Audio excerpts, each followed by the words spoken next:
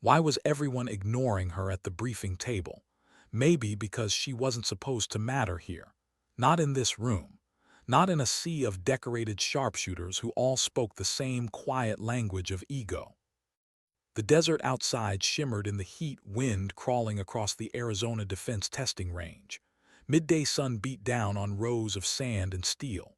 13 of the Army's best marksmen stood in a line, rifles gleaming beneath a sky so blue it almost mocked them.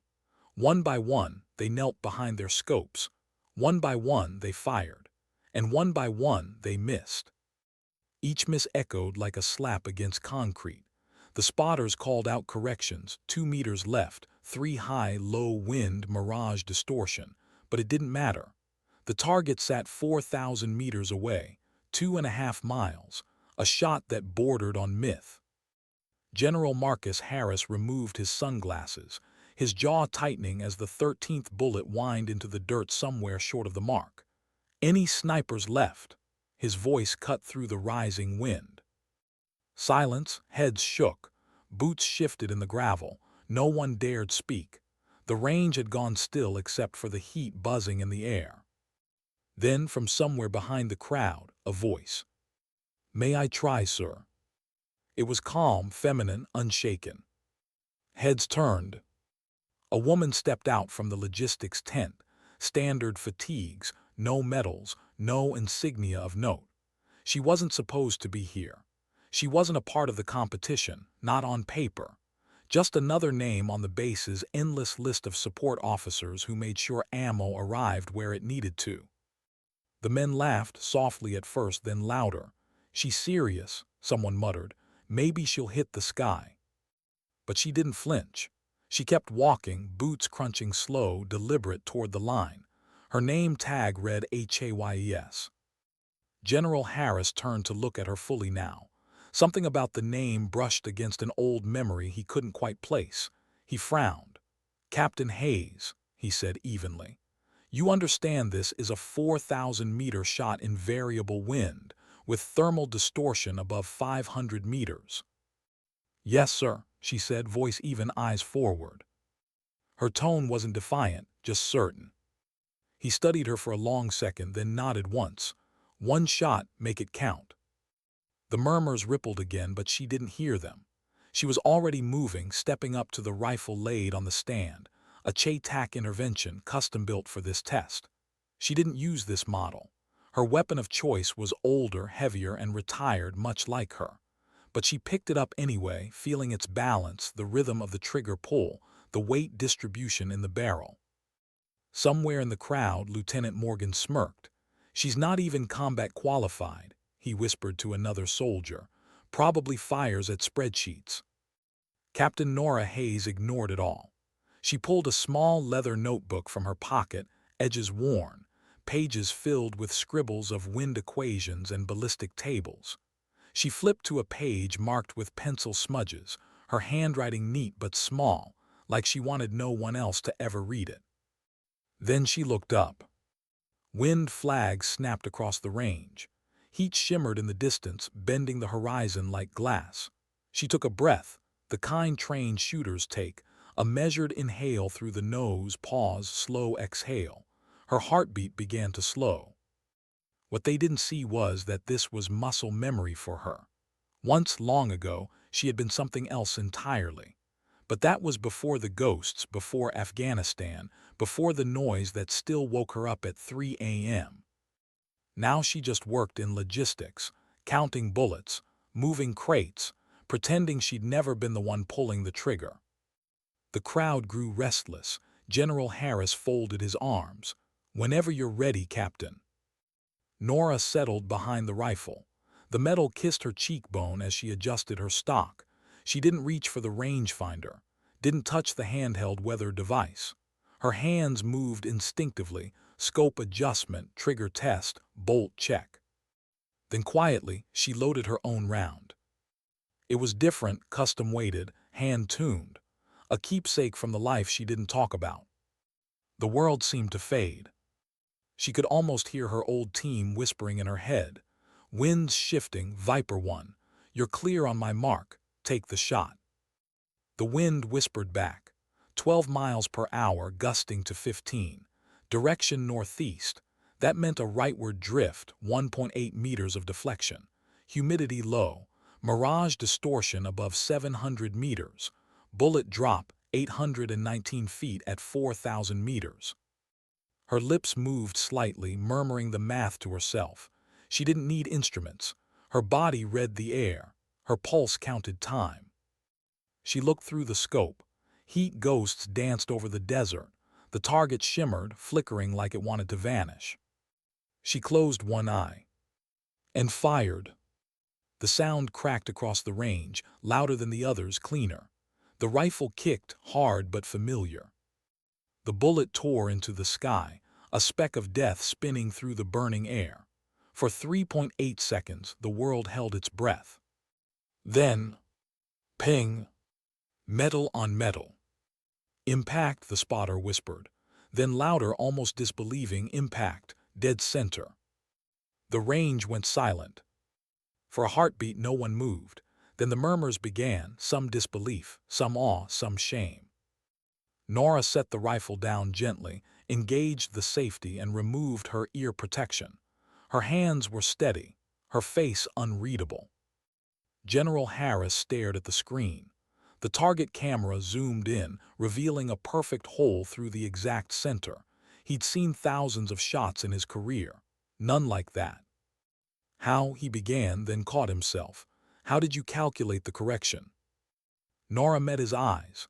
Physics, sir, she said simply. Wind 14.3 average, mirage distortion, temperature 96. Adjusted left 1.8 meters, down 0.4. Lieutenant Morgan's face was pale. That's not standard, he said weakly. She shrugged. It's just math and practice. General Harris narrowed his gaze. Where did you get that kind of practice? A pause, just long enough for the desert wind to hum between them. Afghanistan, sir, she said softly. Operation Silent Guardian, 2016. Something in Harris's expression changed. Recognition, shock. Kandahar province, he murmured. That's where. I was your overwatch, Norah said quietly. It hit him like a round to the chest. His team pinned down, hopeless, surrounded by enemy fire. Then one by one their attackers had dropped from impossible distances. He remembered the radio chatter. Command called it a ghost operator. Call sign Viper 1. He never knew that ghost was a woman. Harris's voice dropped. You saved my entire unit. Norah gave a small nod. Around them, silence deepened, not disbelief anymore, but reverence. The crowd that had laughed now stood at attention. The general straightened, then slowly he saluted. Welcome back, Viper 1. Norah returned the salute crisply. The applause started small, a few claps, hesitant, then more. Then the entire base roared, not with mockery but respect. The sound rolled over the desert like thunder. Norah didn't smile. She just turned slightly toward the horizon, where the mountains cut the sky open in jagged lines. She had spent years trying to bury this part of herself, to disappear into logistics, into routine. But ghosts never stayed buried. They always found their mark. That night the base was quiet again. Inside her small, dim barracks room, Norah sat on the edge of her bed. The moonlight spilled through the window, catching the rifle case under her bunk. She pulled it out, opening the latches with quiet reverence. Inside lay her old M2010 sniper rifle, decommissioned but cared for like a sacred relic. She ran her fingers along the barrel, tracing old scratches. Each one had a story. From beneath the folded blanket she took out a small wooden box, opened it. Inside, 5 faces frozen in time, her old team. She smiled faintly, they looked so young. And beneath the photo, a single bullet casing, silver engraved with coordinates, the same place she'd said goodbye to them all. Afghanistan, 2016. She closed the box, slid it back into the dark. Some ghosts were better left sleeping, but sometimes the world needed them awake. The next morning the desert dawn came early, cold light spilling over mountains, washing the base in muted gold. Norah brewed her coffee black, no sugar, no cream. She drank it standing, watching the horizon shift from gray to fire. She didn't know it yet, but the shot that morning had just rewritten her life. Out on the range, soldiers still whispered her name. The logistics captain, the ghost sniper, the woman who hit 4,000 meters. But inside her chest, the noise was quieter, deeper. Because she knew what they didn't. That kind of precision didn't come from pride. It came from pain. From remembering every shot you took, and every one you couldn't. And as the first formation horn echoed across the compound, Captain Norah Hayes exhaled slowly, finished her coffee, and whispered into the quiet. "Let's see if they still believe in ghosts." She woke before the alarm again. It wasn't discipline, not exactly. It was habit, the kind that's stitched into the muscle long after the need for it ends. The Arizona dawn hadn't yet broken, but her eyes were open, steady, unblinking in the dark. Captain Norah Hayes sat up in her bunk, listening to the hum of the barracks, the breathing of others through walls, the far-off growl of an engine, the hiss of wind through vents. Then silence, always silence. She swung her legs over the edge of the bed, bare feet on cold concrete. Her body moved automatically. 50 push-ups, 60 sit-ups, slow stretches that pulled at old scar tissue she never explained. Then the ritual that anchored her mornings, pulling out the rifle case. Her M2010 lay inside, gleaming in the low light. Officially, it didn't belong to her anymore. The serial number had been struck from the armory records years ago, but she'd kept it, and the rifle had kept her. She field-stripped it, piece by piece, metal whispering against metal. 4 minutes, 20 seconds, then reassembled, locked, loaded, perfect. She didn't time herself anymore. Her body already knew the rhythm. Coffee came next. Bitter, black, boiling. She drank it standing at the small window, watching the desert turn from violet to gold. Another day pretending she was just a logistics officer. Another day in the quiet exile she'd built for herself. Outside, a whistle cut the air. The morning run. Young soldiers in formation jogged across the grounds, loud, laughing, alive. She recognized the kind of energy that came from still believing in invincibility. One of them called out, "Hey, coffee lady, got any donuts today?" The others laughed. She didn't. She kept walking, boots crunching on gravel, expression unreadable. But her eyes moved differently. To the left, a private favored his right shoulder, probably a pulled muscle. To the right, another limped on his left foot, trying to hide it. The flag on the tower shifted 20 degrees east. Wind at 12 knots, dry. She noticed it all, unconsciously collecting data, the way her mind always had. A predator observing patterns. At the logistics depot, a recruit fumbled a crate. It hit the floor with a crash, spilling bullets across the concrete, brass scattering like coins. "Shit," he muttered, dropping to his knees. "I'm sorry, ma'am, I'll..." Norah crouched beside him before he could finish. Without a word, she began sorting fast. Caliber, weight, manufacturer. Hands moving so precisely it looked choreographed. 30 seconds later, every round was in the right place. The recruit stared. "How did you?" "Physics," she said simply. Then she stood and walked away. From the doorway, Staff Sergeant Chen watched, narrowed his eyes. That wasn't random. That was training, deep training. The kind the regular army didn't teach anymore. He made a mental note. Later that morning, Norah sat in a briefing room with 15 other officers. Major Reeves clicked through slides on a projector, voice flat and rhythmic. "The 4,000-meter challenge," he said. "Experimental long-range protocol. We're selecting candidates for advanced marksman training." A list of names appeared on the screen. Elite snipers, combat veterans, competition shooters. Not hers. When it ended, Reeves glanced her way. "Captain Hayes, this is for combat personnel only. No logistics." She nodded once, "Understood, sir." She didn't argue, didn't protest, but under the table her hands curled just slightly into fists. When the meeting ended, she left without speaking to anyone. Outside, the heat was brutal, the light almost white. On the firing range, the chosen shooters were already lining up. She could hear the sharp cracks of rifles echoing across the valley. She didn't stop to watch. She just kept walking. Back in her barracks, she opened the small wooden box again, the one she swore she'd stopped opening. Inside, 5 faces smiled up at her from a photograph. Soldiers in desert gear, arms slung around each other. Her team, her ghosts. And beneath it, the silver bullet casing engraved with the coordinates and the date, Afghanistan 2016. Her fingers lingered on the metal. It was colder than it should have been. 2 days later, the base gathered again, this time for the test itself. It was supposed to be a demonstration of human capability, a statement, but by the end, it would turn into something else entirely. The long-range testing facility stretched across the desert like an airstrip. The target shimmered in the distance, almost invisible in the heat haze. General Harris stood at the podium, his voice steady, confident, the kind of voice soldiers leaned toward without realizing it. "This isn't about ego," he said. "It's about pushing what's possible.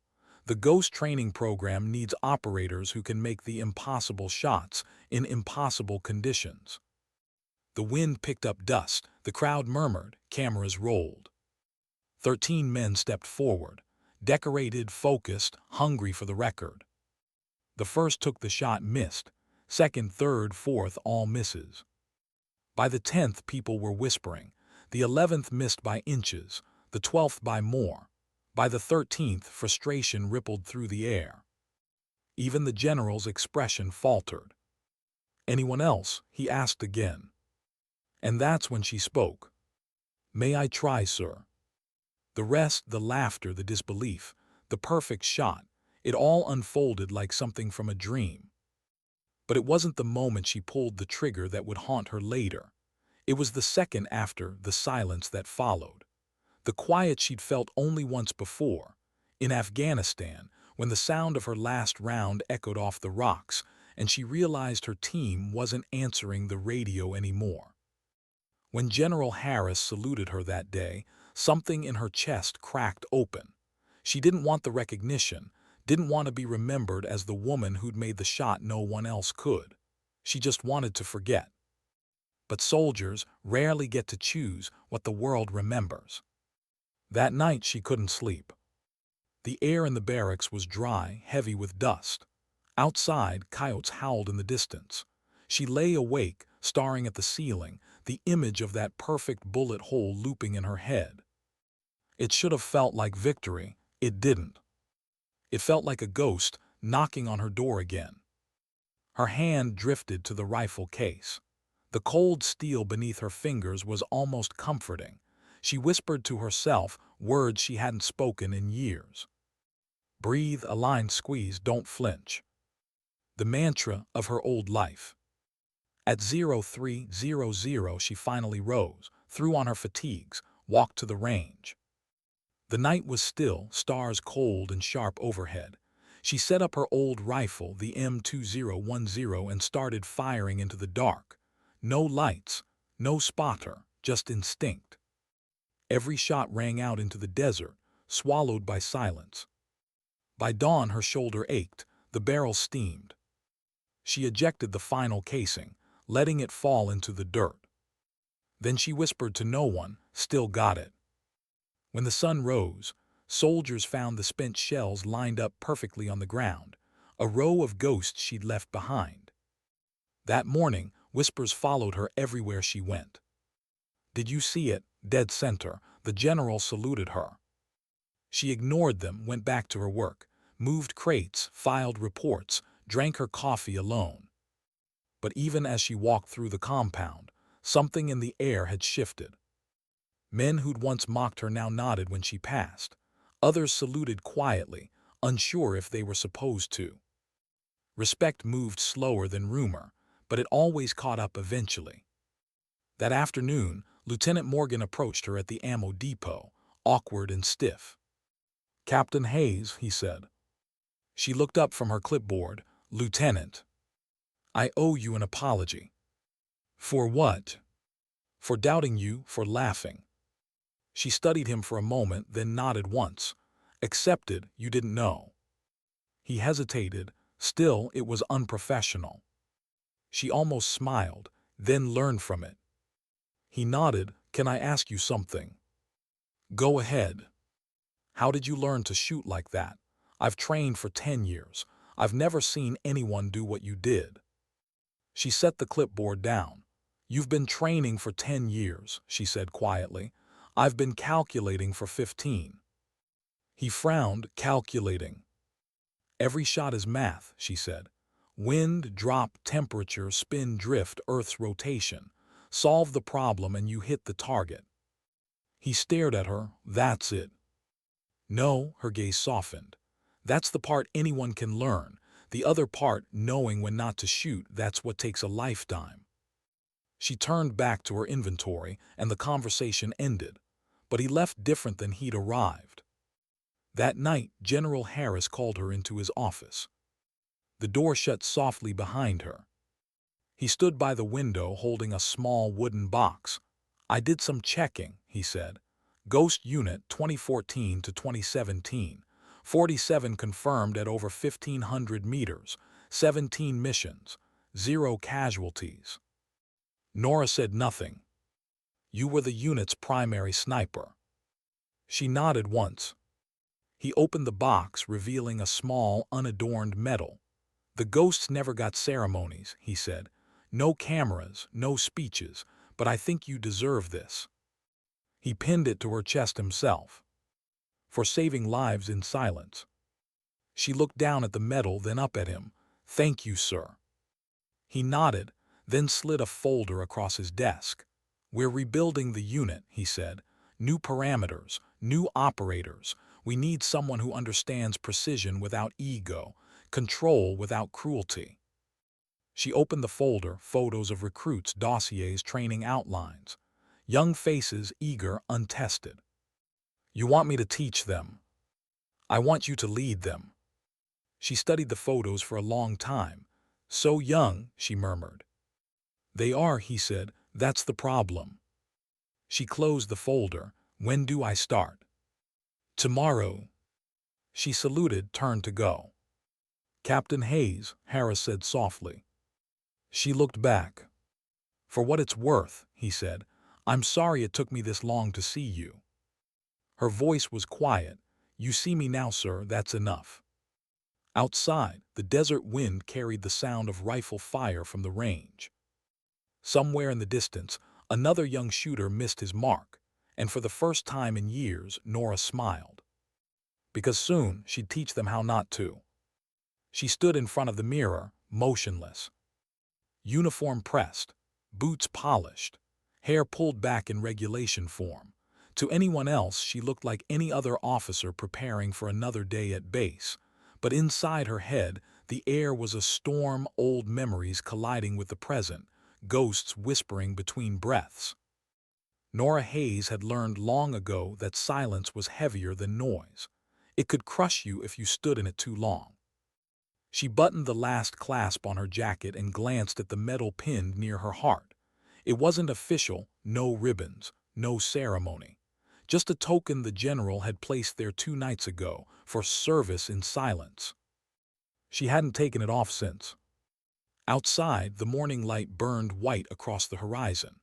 The desert always looked clean at dawn, like it forgot how many things it had buried overnight. By 600, she was walking toward the range again. Every few steps, soldiers nodded. Others saluted. The same men who'd laughed at her a week ago now couldn't meet her eyes for long. Respect came easy when someone reminded you what quiet power looked like. Still, she didn't bask in it. Recognition had never been her fuel.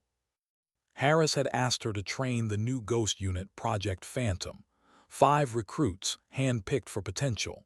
That was the official story. The truth was simpler. He needed someone who knew how to turn theory into instinct, math into muscle memory, and discipline into survival.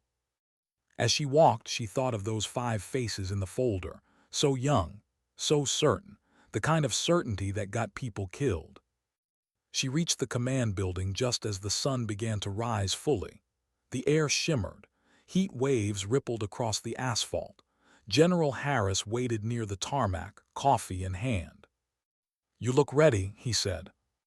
"I'm not," Norah replied without humor, "but I'll show up anyway." He smiled faintly. "That's what makes you qualified." They stood in silence for a while, watching a C-130 cargo plane being loaded in the distance. "Your transport leaves in 2 hours," he said finally. "Training sites classified. You'll have full autonomy once you arrive." Norah nodded, eyes still on the horizon. "I don't want glory," she said quietly. "I don't want politics. Just give me the space to do it right." "You'll have it," Harris promised. She looked at him then, not as a subordinate, not as a sniper, but as one soldier to another who'd both lost and learned the same way. "Then I'll bring them home alive." He didn't doubt her. Back in her quarters, Norah packed with precision. She always did. 2 duffel bags, uniforms, field gear, essentials. The M2010 rifle went into its hard case, wrapped in cloth like something sacred. At the bottom of the case, she slipped the silver bullet casing, the one with the coordinates from Afghanistan. A reminder, not of victory but of cost. Before she zipped the bag shut, she hesitated, her hand resting on the cool metal. "Stay quiet," she whispered to the ghosts. "I'll carry it from here." By 7:30, the desert air shimmered with heat again. The plane waited, engines idling, ramp lowered. Harris met her at the loading ramp, handed her a manila envelope, official orders. She didn't need to open it, she already knew. "Captain," he said, his voice softer than usual, "you've done more than your share. You don't owe this army anything." She looked at him, eyes calm. "Maybe not, but I owe them." "Your team." She nodded, "the ones who didn't come back." He didn't stop her, just saluted. "Safe travels, Viper 1. "See you on the other side, sir." Then she turned and climbed the ramp. Inside the cargo bay, the hum of the engines filled her bones. She strapped in, set her rifle case by her boots, and closed her eyes as the aircraft began to roll forward. When the plane lifted off, she didn't look back. The base, the desert, the whispers, all of it shrank to a blur of gold and dust. Ahead lay the unknown. But unknown had always been her element. Hours later, the C-130 touched down on a remote airstrip surrounded by canyons. The landscape was harsh, carved by wind and time, the kind of place designed to break weak minds and rebuild stronger ones. A soldier in black tactical gear met her at the ramp. "Welcome to Site Epsilon, ma'am." Norah nodded. "Status." "Recruits arrived last night. They've been briefed, but they don't know who you are yet." She gave a dry half-smile. "Good, let's keep it that way for now." The base was small, a cluster of barracks, training fields, and one long-range range that stretched into nothingness. The silence here was absolute, broken only by the distant cry of a hawk. As she walked through the compound, she saw them, 5 recruits standing at parade rest near the range. They straightened as she approached. She studied them one by one. Corporal Ethan Ward, 24, former Marine Scout sniper, confident and too aware of it. Sergeant Lena Torres, 29, ex-airborne, sharp eyes, steady hands, quiet anger beneath the surface. Private Dylan Ross, 21, youngest of the group, eager, reckless. Specialist Ava Patel, 27, mathematician turned soldier, analytical to a fault. And Staff Sergeant Cole Brennan, 31, ex-ranger, muscle built from discipline, not ego. Each one capable, none ready. "Which of you thinks you're the best shot here?" she asked calmly. They exchanged glances. Ward raised his hand. "Ma'am, I've got confirmed hits at 2,300 meters in combat. I'd say that makes me qualified." Norah looked at him evenly. Good, then you'll be the first to miss. The others snorted quietly. Ward flushed but held his ground. She walked past them, scanning the range. The wind direction, the shimmer of air, the angle of light, all logged in her mind in seconds. Set up your rifles, she ordered. Target at 2,000 meters. Winds variable, no spotters, one shot each. They moved fast, professional, efficient. She watched in silence. One by one they fired. One by one they missed. None were terrible, none were exceptional, just ordinary.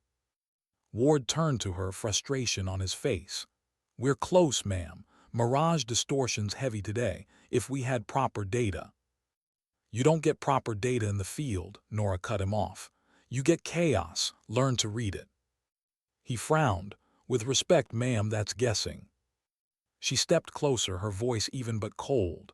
No, guessing is what you just did. What I do is math. Before he could respond, she picked up a rifle from the stand, his rifle, adjusted it once, glanced at the horizon and fired. The shot rang out like a bell. 3 seconds later, ping. Dead center. Ward's jaw dropped. She lowered the rifle, handed it back. Now you know what guessing looks like when it's done correctly. The recruit stood frozen. Norah turned away, voice low. You'll spend the next 6 months learning what I just did in 6 seconds. You'll hate me for most of it, but if you listen, you'll live longer than the ones who didn't. She walked off the line. Behind her, silence. When the wind shifted, she caught her reflection in the glass of the range tower, the same expression she'd seen in her own instructors years ago. Cold, focused, detached. And beneath that, something else. Fear. Not for herself, but for them. That night she stood outside her quarters, staring up at the stars. The air was sharp, clean, thin. Every constellation felt like an old friend. Footsteps approached from behind. It was Sergeant Lena Torres. Permission to speak freely, ma'am. Go ahead. Why are you here? Norah didn't answer right away. The wind carried the scent of dust and iron. Because the last time I didn't show up, she said softly, 4 good people didn't make it home. Torres didn't know what to say. She nodded, saluted, and left. Norah stayed there a while longer, eyes fixed on the stars that refused to blink. She'd seen too many fall. And she wasn't about to watch 5 more. The next morning at 400, the first training cycle began. And for the first time in years, Norah Hayes, Viper 1, wasn't just a ghost anymore. She was back in the fight. Not to prove anything, not to win. To make sure fewer names ended up carved into cold stone. Sometimes redemption doesn't roar, it whispers. And sometimes it whispers through the barrel of a rifle. She stood in the middle of the training field before dawn, the cold pressing against her skin like a quiet dare. The desert was still half asleep, wind whispering across gravel, the sky bleeding from violet into gray. Behind her, the recruits assembled in a line, 5 shadows breathing in sync, some eager, some unsure, all waiting for her to speak. Norah Hayes didn't start with a speech. She never did. She let silence stretch instead, that slow, heavy kind of silence that revealed more about people than words ever could. Private Ross shifted, boots scraping against the ground. Brennan glanced sideways at him.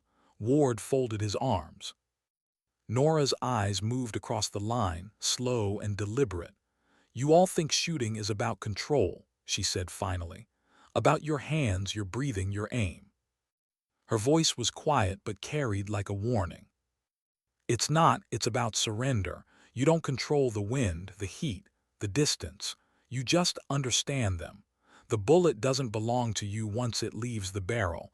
It belongs to the world. She paused, studying their faces. If you can't make peace with that, you'll never make the shot. They didn't understand, not yet. She didn't expect them to. Range 2,000 meters, she said. You've got 30 minutes to hit target center. No scopes, iron sights only. Torres blinked. At that distance, ma'am. You'll miss, Norah interrupted. That's the point. Miss enough times you start listening instead of thinking. For the next hour the range echoed with frustration. Missed shots, adjustments, curses under breath.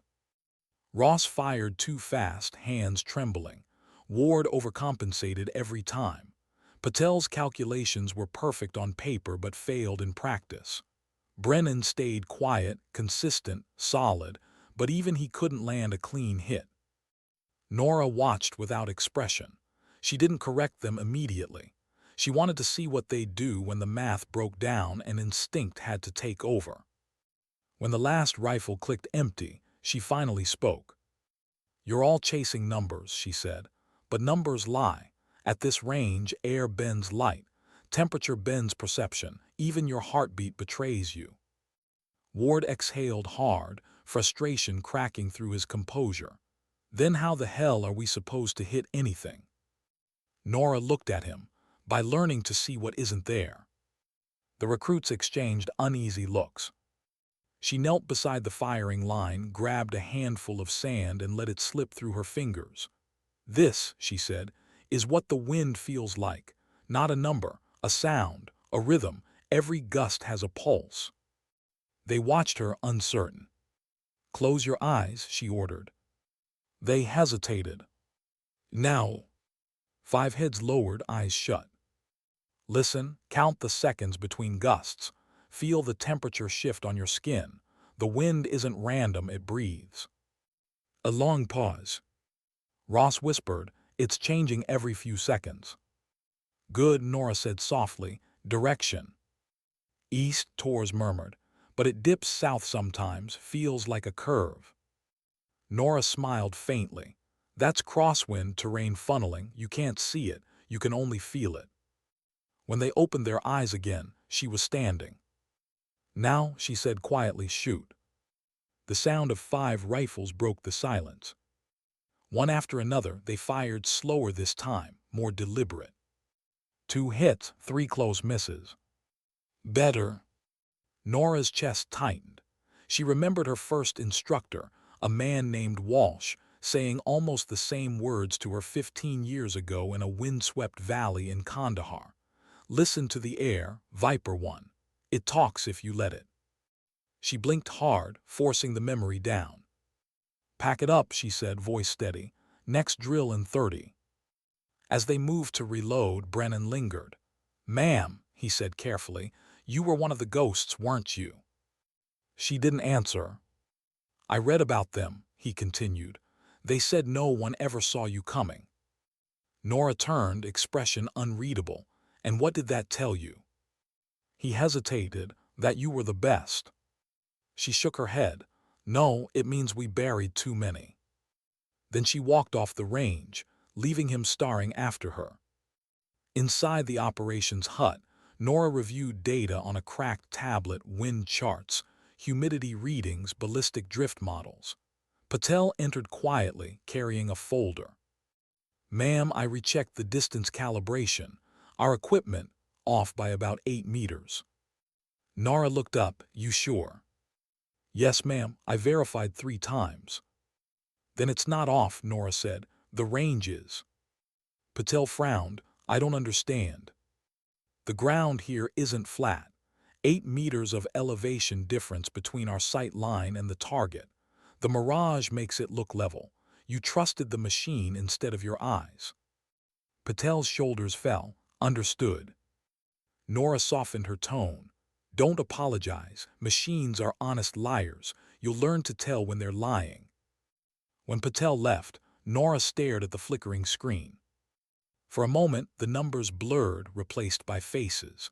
Torres laughing under her breath. Park arguing over wind speed. Chen rolling her eyes as Norah recalculated every trajectory twice.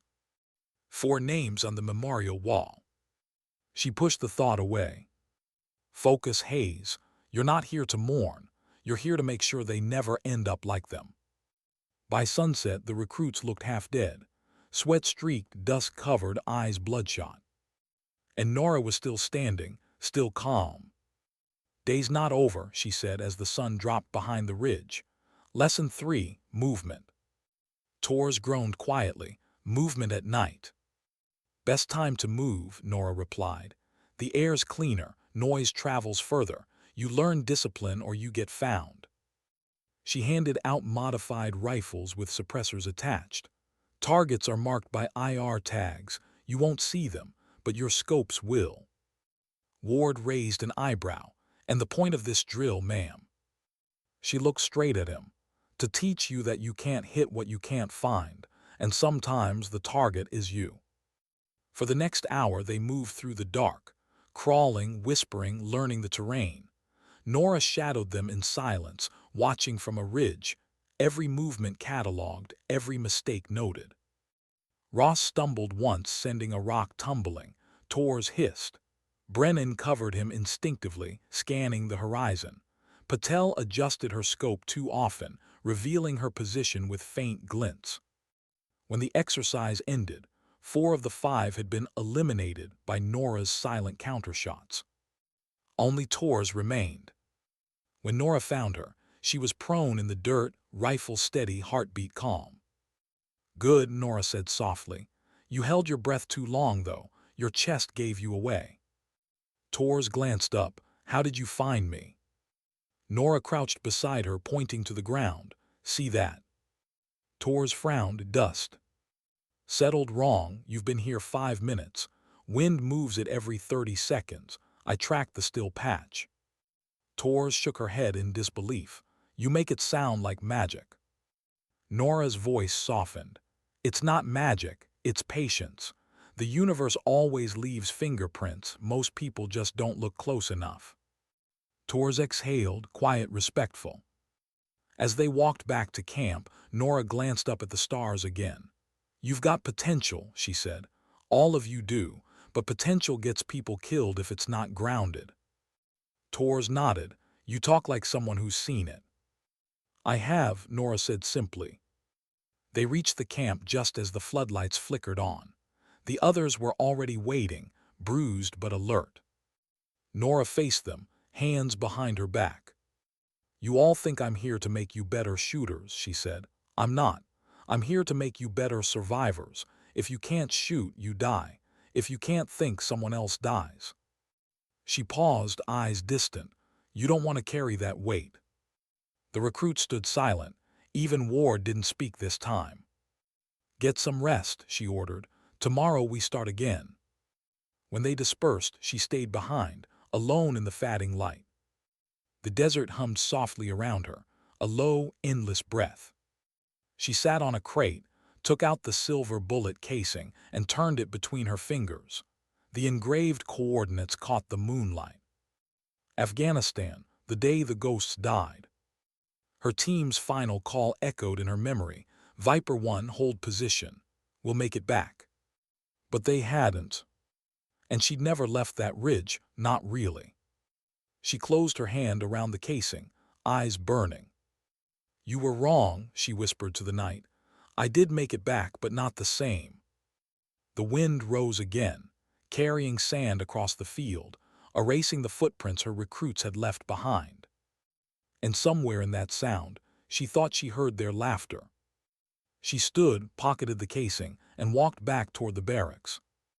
The stars above didn't blink. They just watched, silent witnesses to another ghost trying to find her peace. Because sometimes redemption doesn't arrive with a medal. Sometimes it shows up as 5 young soldiers who still have a chance to live differently. And Norah Hayes, Viper 1, was determined to make sure they did. The morning broke sharp and blue, the kind of desert dawn that burned clarity into everything it touched. The cold bit through fatigues, the air smelled of dust and cordite, and somewhere in the distance a hawk screamed across the canyon. Norah Hayes stood on the range, motionless, her shadow long and thin across the gravel. Today was the first test. Not a drill, not theory, the first time her recruits would face conditions designed to break them. 5 figures lined up before her, eyes hollowed by exhaustion and sand. They had been training under her for nearly 4 weeks now, long enough to start doubting themselves. Not long enough to understand why. Today's scenario is live, she said, voice calm, crisp. Simulated Overwatch, two-person teams. One shooter, one spotter. 3 targets, different distances, variable wind. She looked at each of them in turn. The shots will be invisible until impact. You won't know which one is real. Ward adjusted his scope, jaw tight. Meaning. Meaning, she said, your target isn't just distance, it's uncertainty. He frowned but said nothing. She turned toward the range. You've got 1 hour, begin. As they spread out across the ridgeline, Norah watched through her binoculars. The sun climbed higher, heat rising in visible waves. Ross and Patel set up first, too fast, too exposed. She made a note. Brennan and Torres moved slower, quieter, good discipline. Ward went solo, confident as ever. 15 minutes in, the first shot rang out. Patel's. Miss, she overcompensated for wind. The second from Ward. Clean impact, 1,800 meters. His spotter called it perfect and his grin said he believed it. Norah wrote something in her notebook. Then she adjusted her earpiece. All teams, she said, wind has shifted 10 degrees north. Compensate. Ross corrected too late, missed again. Brennan held his shot, recalculated, and hit center mass. The test continued, bullets cutting invisible lines through the morning haze. By the end of the hour, only Torres and Brennan had consistent hits. When they regrouped, Ward was already defensive. I scored the farthest confirmed hit, he said. Norah met his eyes. You hit the wrong target. What? She held up a printed sheet from the range camera. Your impact zone, civilian-marked area. He froze. You didn't check your identifiers.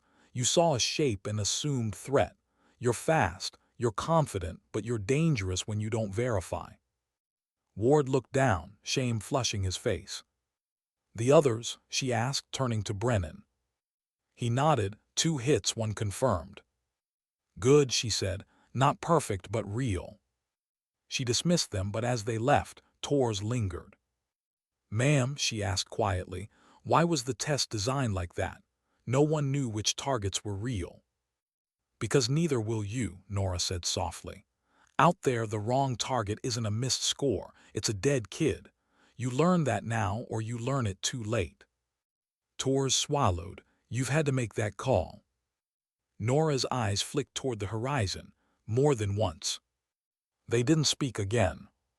That evening, Norah sat in the dim light of her quarters, the hum of the generator filling the silence. A folder lay open on the desk, progress reports, ballistic logs, and her own notes written in small, neat handwriting. She didn't hear the knock at first. Come in. General Harris stepped through the doorway, dust still clinging to his boots. Didn't expect to see you here, sir, she said. I was nearby, he lied easily. Thought I'd see how the phantoms are doing. Norah gave him a dry look. You mean if they've cracked yet? He smiled faintly, something like that. He leaned against the doorframe, arms folded. How are they?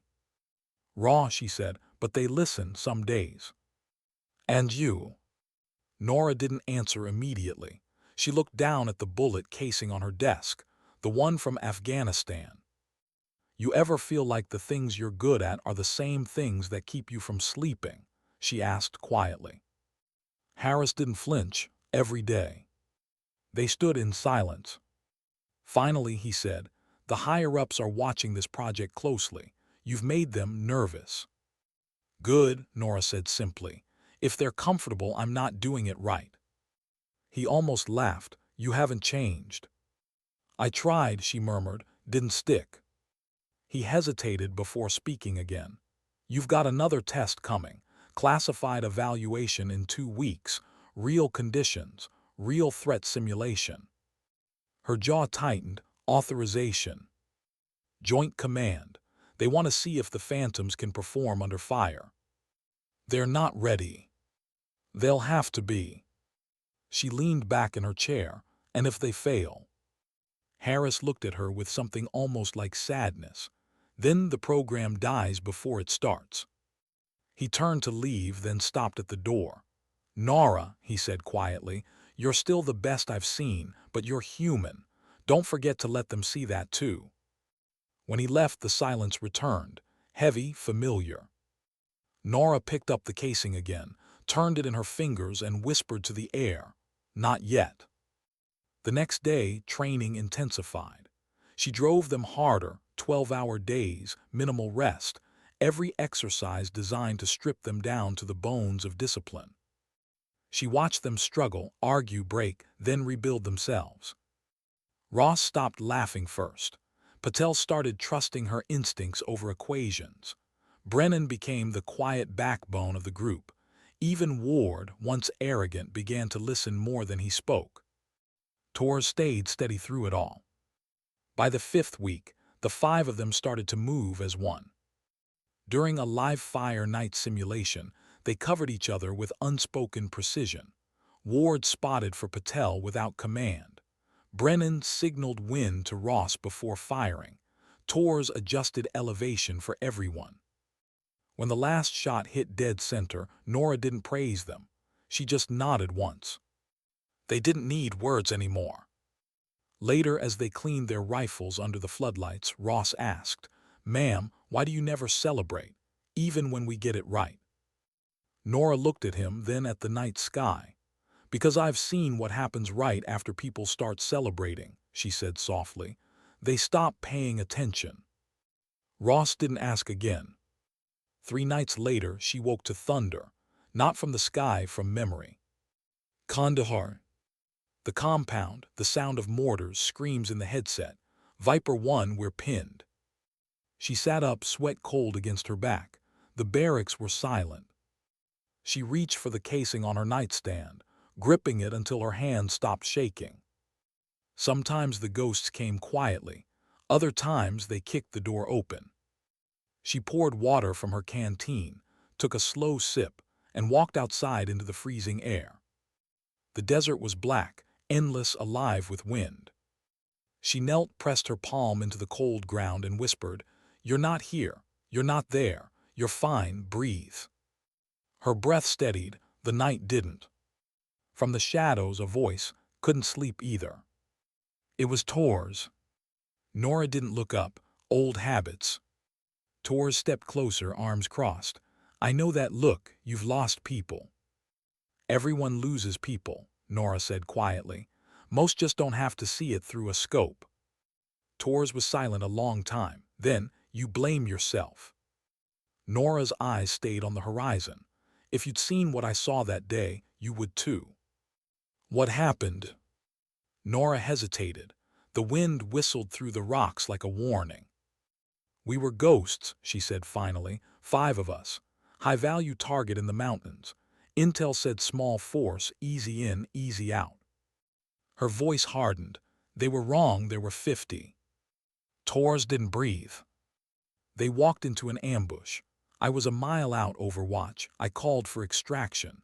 Command said hold position, so I did." Her throat tightened. "I covered them as long as I could. 12 kills, 13. Barrel overheating, I kept firing. But by the time the birds got there," she stopped, swallowed. 4 names went up on a wall." Torres' voice was barely a whisper. "You couldn't have saved them." Norah looked at her then, eyes dark and calm. "Tell that to the empty bunks." Neither spoke for a long time. Finally, Torres said, "If it means anything, none of us blame you for being the way you are. We get it now." Norah almost smiled. "Good, that means I'm teaching you right." They stood together, wordless, as the first hint of dawn touched the edge of the sky. The world was quiet again. The kind of quiet she trusted. Because silence, for Norah Hayes, wasn't emptiness anymore. It was peace earned the hard way. The kind that kept you alive.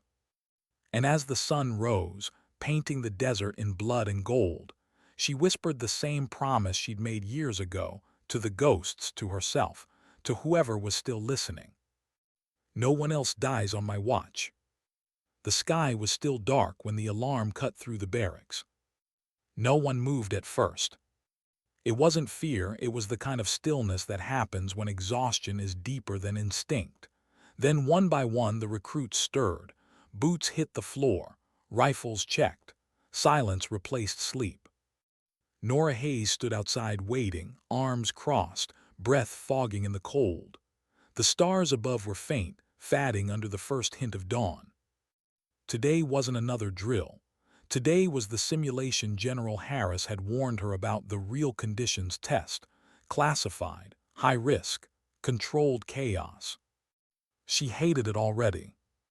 When the 5 recruits stepped into formation, she didn't speak right away. She studied them, their faces half-lit by the floodlights, raw but ready. Brennan solid, Torres calm, Patel calculating, Ward focused, Ross nervous but trying to hide it. "You're about to run a live evaluation," she said finally. "But listen carefully, this isn't about targets anymore. It's about choices." Her voice was low, steady, the kind of tone that could cut glass. "There will be civilians in the simulation. There will be false signals. There will be noise. You'll have 10 minutes to identify, confirm, and eliminate one high-value target. You'll be watched, judged. Every mistake will count." Ward nodded sharply. Rules of engagement. Norah's eyes didn't waver. Same as the real world. Confirm before you pull the trigger, or don't pull it at all. A transport vehicle rumbled up the dirt path. The recruits climbed in, rifles slung, eyes forward. Norah rode with them, silent. The engine noise filled the space between words that didn't need to be said. When they reached the canyon perimeter, the world opened into jagged stone and sand. Drones circled overhead. Artificial targets blended with real rock.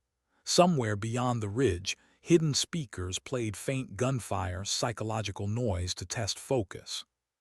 Command crackled in her earpiece. Simulation Alpha commencing in 60 seconds. Norah looked at her team. "You've trained for this. Trust your process. Trust each other." "Where will you be, ma'am?" Ross asked. Her answer was quiet. "Exactly where I need to be." She stepped back as they split into pairs and vanished into the terrain. From the observation post, Norah watched through a thermal scope as the exercise began. Torres and Brennan moved like ghosts, coordinated, cautious, every motion deliberate. Patel tracked readings on her handheld device, recalculating for wind. Ward was fast, aggressive, confident as always. Ross stayed close but lagged half a step behind. Norah's finger hovered near her radio trigger. Every instinct screamed to intervene, to guide them, but this test wasn't hers to control. It was theirs to survive. 10 minutes passed. Then movement. Ward spotted a heat signature on a ridge, human-shaped, armed. "Possible hostile, 1,900 meters," he whispered. "Verify," Torres replied over comms. "I've got him," Ward said, cutting her off. "Wait." The shot cracked through the canyon. Dust bloomed. Norah's blood went cold. Her scope flickered. The target dropped, but so did another figure that had just stepped into frame. Non-combatant. The radio went dead silent. "Cease fire," Norah barked, switching to command channel. "All units freeze." She sprinted from the observation post, boots pounding against the rock. The sun was rising fast now, light spilling through the canyon like liquid gold. When she reached Ward's position, he was still staring downrange, face pale, rifle slack in his hands. "It wasn't supposed to." "Don't." Her voice was calm, too calm. She crouched, pulled up her tablet. 2 heat signatures confirmed, 1 hostile, 1 civilian, both down. The silence that followed was suffocating. Ross looked sick. Patel couldn't meet anyone's eyes. Torres whispered a curse under her breath. Norah straightened slowly. "Who confirmed the shot?" No one answered. "I said who confirmed it."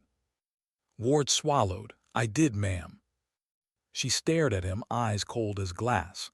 "And you pulled without cross-verification. You ignored procedure. You assumed." "I thought." "That's exactly the problem." Her words cut, but not cruelly. There was grief beneath the steel. "Get back to base," she said quietly. "All of you." Ward started to protest, but her look stopped him cold. Back at camp, the debrief was brutal. Norah stood in front of the team, the simulation data projected behind her, the two signatures glowing red on the screen. "This is what happens," she said, voice even, "when confidence outruns clarity. You were given 10 minutes, you took 3. You saw what you wanted to see, and someone innocent paid for it." No one spoke. Ward sat rigid, guilt carved into every line of his face. "I'm not here to humiliate you," Norah said, softer now. "But you need to understand something. Real missions don't give second chances. The world doesn't get patched after you pull the trigger." Torres cleared her throat. "Ma'am, we're all responsible. We didn't stop him." Norah nodded slowly. "That's true. Teamwork doesn't mean everyone succeeds together. It means everyone fails together." She shut off the screen, dismissed. They left in silence, their footsteps heavy, their pride heavier.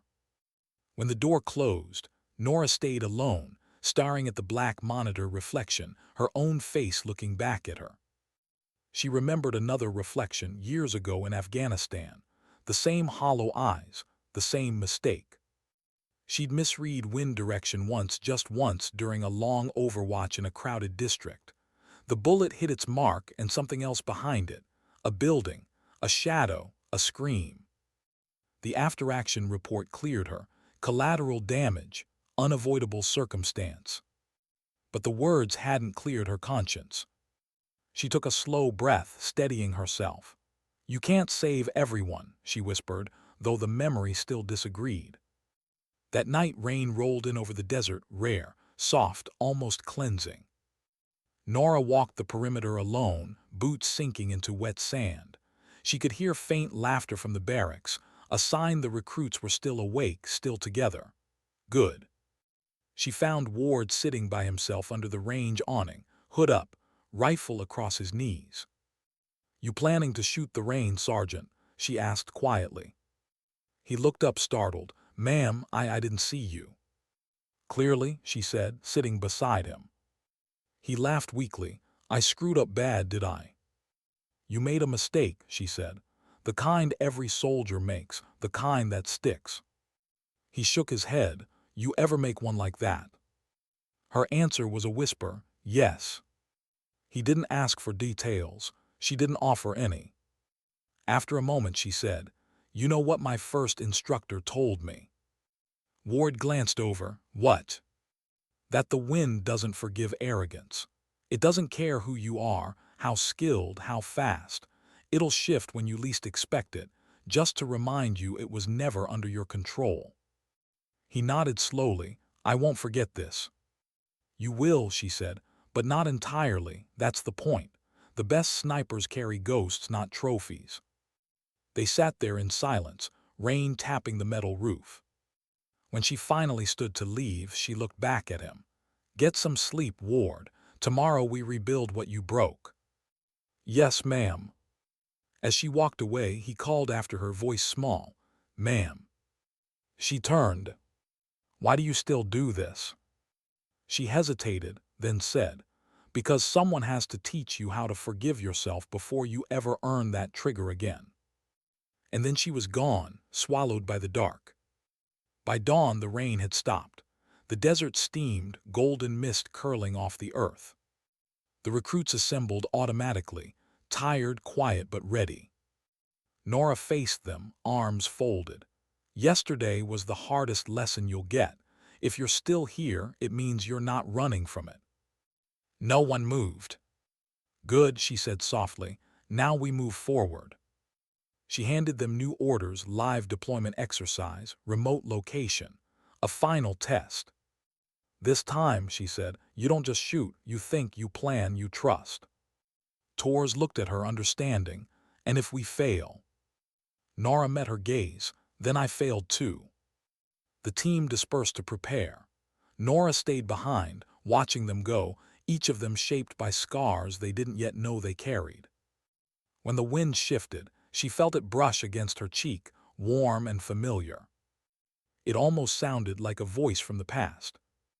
You can't control the wind, Viper 1, but you can learn to breathe with it. She smiled faintly, whispered back, still breathing. And for the first time in years, the ghosts in her chest felt lighter. The next mission would test everything she'd built, every lesson, every scar. But this time, she wouldn't be firing alone. The helicopter's rotors tore through the air, shredding the morning calm. Dust swirled across the landing pad, coating everything in the color of war. Norah Hayes stood near the open ramp, helmet under one arm, her expression unreadable. Behind her, 5 soldiers double-checked gear and harnesses, her team, her recruits, her responsibility. The final test wasn't a classroom exercise anymore. It was a live deployment simulation on the edge of the Yuma Proving Grounds, a place where the military tested everything from weapons to willpower. Officially, it was controlled. Unofficially, it was a trial by fire. "Target compound is 3 clicks north," said the briefing officer over the roar. "You'll infiltrate, locate, and extract a coded device. No GPS, no drone overwatch. Hostiles are simulated, but their weapons aren't blanks." Ross looked at the officer, startled. "Live rounds." "Rubber-tipped, but they'll still break ribs if you're careless," Norah said evenly. "Treat it like combat, because it might as well be." She turned to face them. "This isn't about hitting targets anymore. This is about trust. You'll operate as one unit, not 5 shooters. You've earned the chance to prove you can do it. Don't waste it." Torres gave a short nod. "Yes, ma'am." Norah strapped on her helmet and climbed aboard the chopper. The team followed. As the aircraft lifted into the sunrise, the desert below flared gold and crimson, beautiful, violent, endless. Ross leaned close to Ward to be heard over the noise. "Think she's nervous?" Ward shook his head. "She doesn't get nervous, she is the nerves." Norah didn't react. Her eyes stayed on the horizon, calm but alive. She'd seen mornings like this before on real missions in real countries with real consequences. But this was different. This time, she wasn't the ghost taking the shot. She was the one sending others into the unknown. And that terrified her more than anything. The helicopter dropped them at a ridge overlooking a valley. Below, the compound waited, concrete walls, rusted towers, and simulated enemy positions scattered across the terrain. Smoke drifted from barrels. Somewhere, faint music played over a crackling loudspeaker, psychological warfare, meant to disrupt focus. Norah knelt beside her team, laying out the map. Torres, Brennan, left flank. Ward, Patel, right ridge. Ross, you're with me. Maintain radio silence unless confirmed hostile. Ross nodded, hands trembling slightly. "You okay?" Norah asked quietly. He swallowed. "Yes, ma'am, just don't want to mess up." "You will," she said softly. "We all do. The point is to keep going anyway." Then she stood. "Move." They split off, shadows dissolving into the dust. The desert swallowed sound. Norah and Ross crawled through a shallow trench, keeping low. Every gust of wind carried grit into their mouths, but neither spoke. At 600 meters, Norah raised her fist. "Stop." Through her binoculars, she saw 2 heat signatures near the entrance. Simulated guards, routine pattern, easy to read.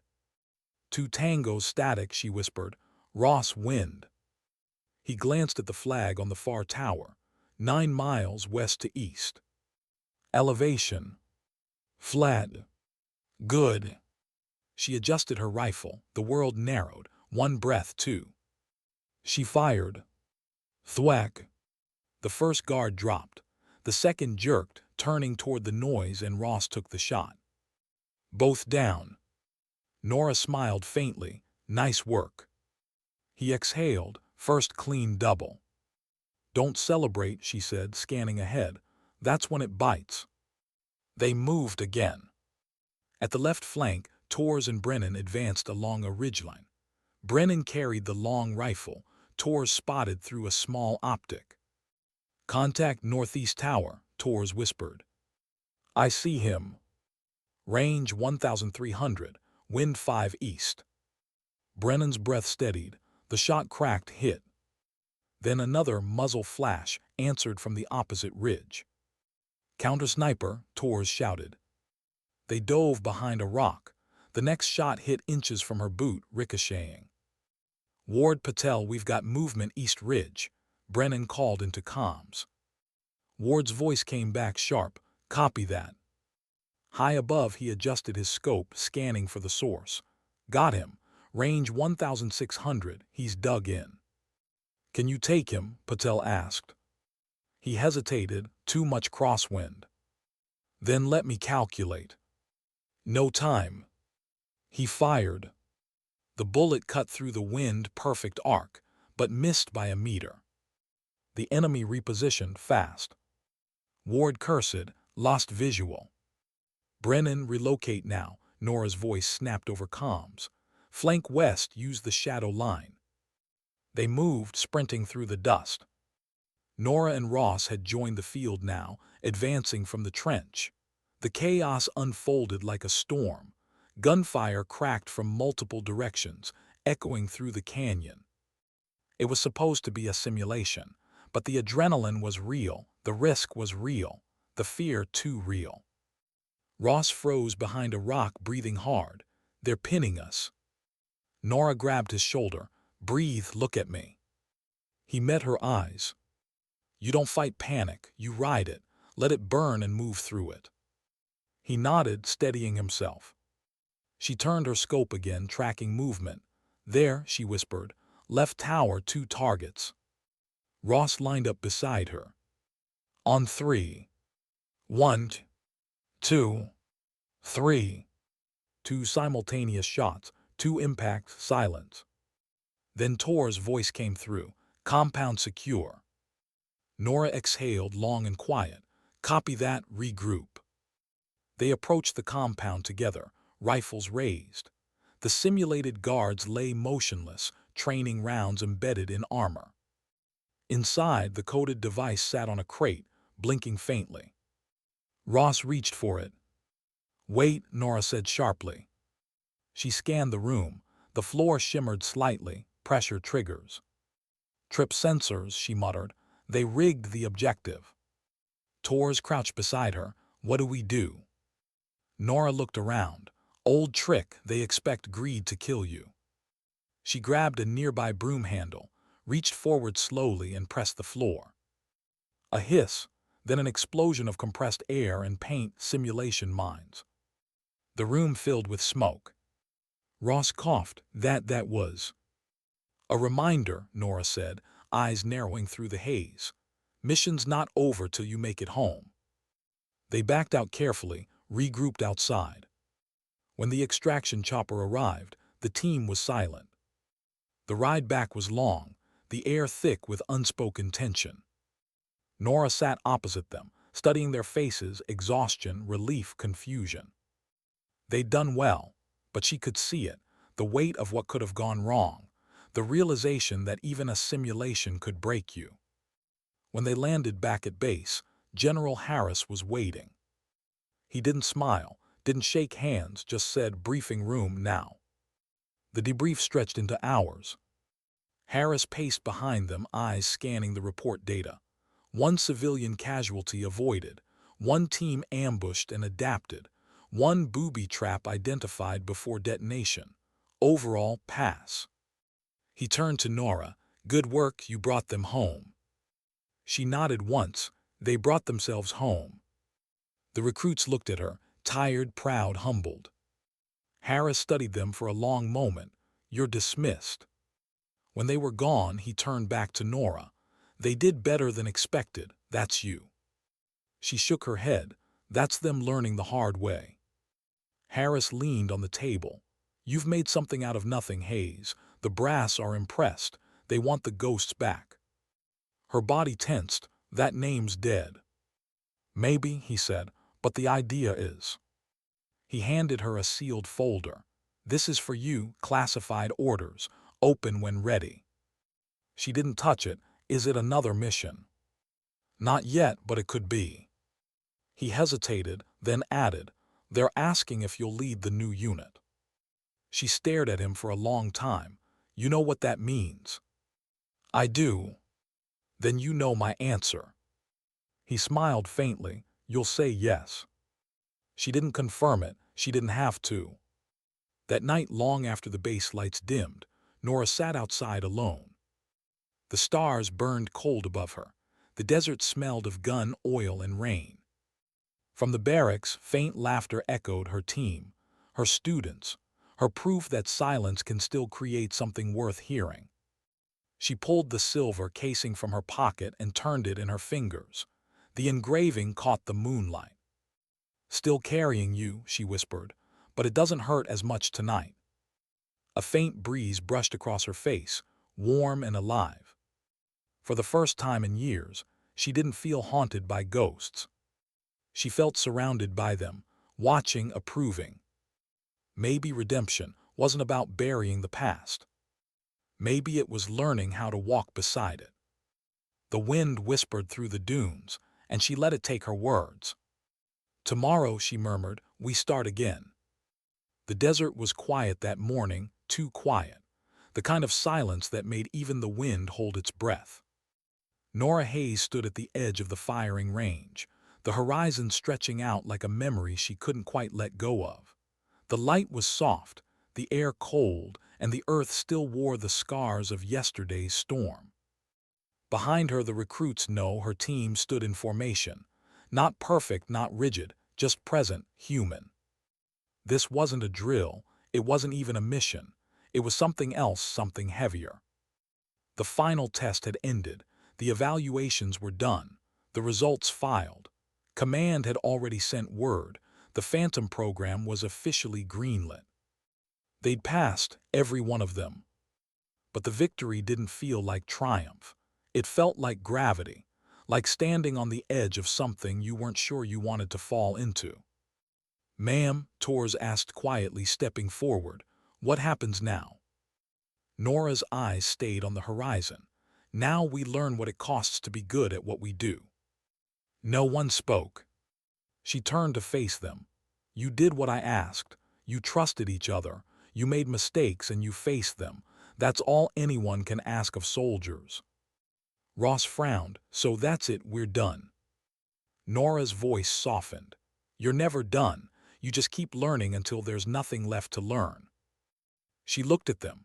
One by one, the quiet pride in Tor's stance, the steadiness in Brennan's eyes, the intelligence behind Patel's calm, the humility in Ward's lowered head, the nervous hope still clinging to Ross. They weren't recruits anymore.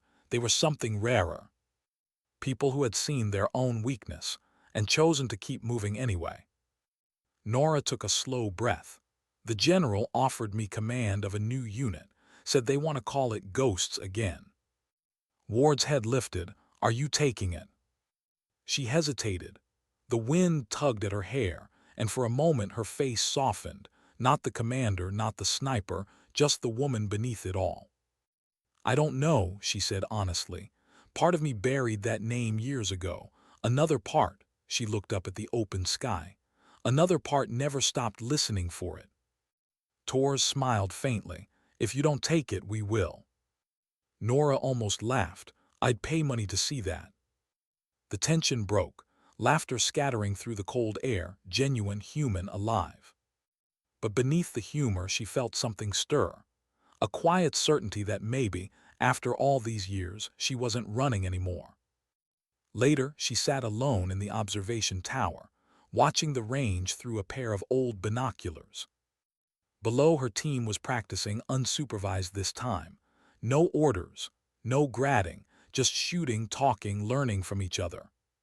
Torres spotting for Ward, Patel adjusting angles for Brennan, Ross calling wind shifts like a pro. It looked nothing like the first day she met them, when they were just names, egos, and nerves. Now they were precision wrapped in heart, chaos turned into focus. She lowered the binoculars and smiled quietly to herself. You did good, kid, came a voice behind her. General Harris stood at the doorway, hands in his pockets, eyes on the horizon. "You've built something solid," he said. "They're the real deal." "They are," she said softly. "They'll be better than me one day." "Not if they're lucky," he said, smiling. Then, after a pause, "Did you open the folder?" "Not yet." "You should." He turned to leave but stopped halfway. "You know, Hayes, not everyone gets to turn their ghosts into something that saves people." She looked out at her team. "Maybe saving them was how I saved myself." He nodded once, almost respectfully, and walked away. When he was gone, she opened the folder. Inside, a simple document. No signatures, no seals, just a heading. Operational Reinstatement, Project Ghost. Below it, one sentence in bold. Commander Norah Hayes is authorized to rebuild and lead the program at her discretion. At the bottom, a note in handwriting she recognized instantly, Harris's. "Some titles aren't burdens, they're promises. Make this one count." She stared at the words for a long time. Then she set the paper down, picked up her rifle, and walked out to the range. The sun was lowering now, sinking red over the ridges. The desert glowed, alive, endless, eternal. The team stopped shooting when they saw her approach. "Mind if I join?" she asked. Ross grinned. "Only if you're ready to lose, ma'am." She raised an eyebrow. "Careful, soldier. I was hitting targets before you learned to spell scope." The laughter came easily this time. She lay down beside them, adjusting the rifle. The scope was worn smooth where her fingers had lived for years. "Targets at 4,000, Torres said, teasing. "Let's see if the legend still holds." Norah didn't answer. She just exhaled slowly, the sound almost like a prayer. The world narrowed to her pulse and the wind. Everything else fell away, the ghosts, the guilt, the noise. The wind whispered across her cheek. She listened, felt it, knew it. Then she fired. The shot traveled like a memory, clean, precise, inevitable. 4 seconds later, the steel plate clanged. Ross blinked. "You hit it." Norah smiled faintly. "You sound surprised." Torres shook her head. "After 13 misses, a simple woman hits 4,000 meters again." Norah looked through the scope one last time, then rolled onto her back, watching the sky turn gold and blue and finally soft. That night, she wrote a single note on a piece of torn paper and slipped it inside the same folder Harris had given her. "The ghosts don't leave you, but if you listen closely, they stop screaming." She sealed it, left it on her bunk, and stepped outside. The stars had returned, fierce, bright, infinite. Her team sat by the fire, quiet laughter rising with the smoke. For the first time, Norah didn't feel like she was watching over them. She felt like she was with them.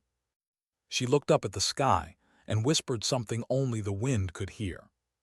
"Sometimes dignity doesn't speak, it simply acts." And in that silence, soft, pure, and earned, Norah Hayes finally let herself breathe. Not as a sniper, not as a soldier, but as a human being who had found peace in the place she'd once lost it. The range lights dimmed behind her. The firelight flickered on their faces. And for the first time in years, she smiled without pain.